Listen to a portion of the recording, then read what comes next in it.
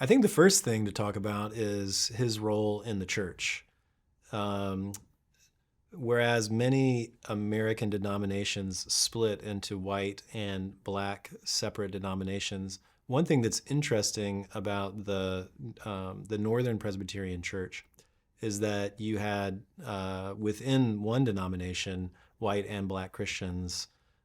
Sometimes churches that were de facto segregated, but the reality of the denomination is that you have black and white Christians in the same denomination, and so as a result of that, Francis Grimke had a very significant role in raising up black leaders within the Presbyterian Church.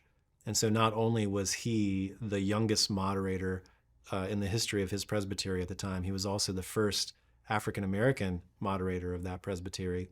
And also his church was instrumental in raising up other leaders within the denomination. In fact, at one point, there's a presbytery record that talks about the number of interns in the presbytery who've been training for ministry, 11 of them, as I recall, and fully 9 of them are members of his church.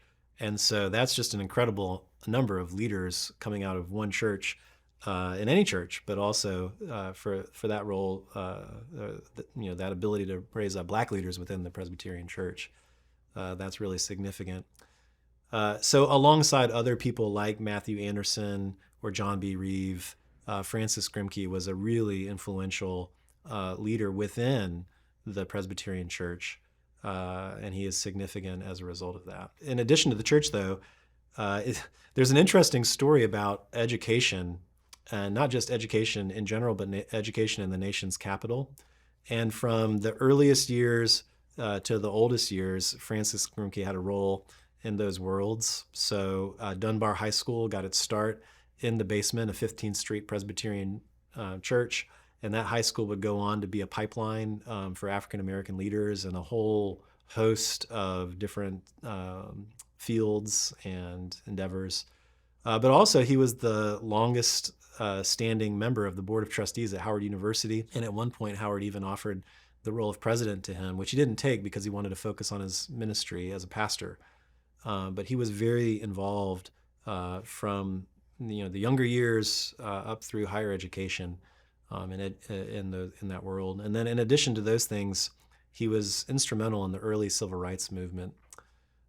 So in various institutions that ultimately became the NAACP, but in particular in the formation of the NAACP itself, there are leaders who are writing him letters when they're organizing meetings to get the NAACP formed. And leaders representing various different factions are all sending instructions to Francis Grimke to try to win him to their side.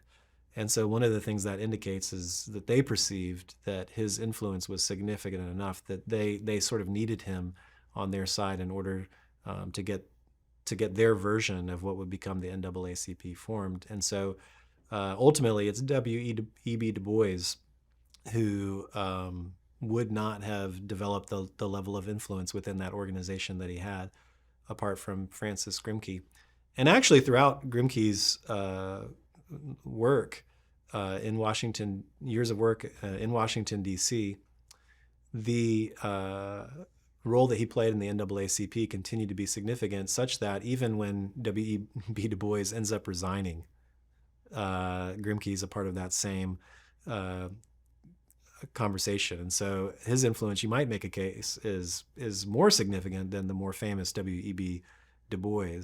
And so his legacy is important to really understand all those stories. His role as a church pastor, his role in education, and his role in the early civil rights movement are all part of who he was and his legacy.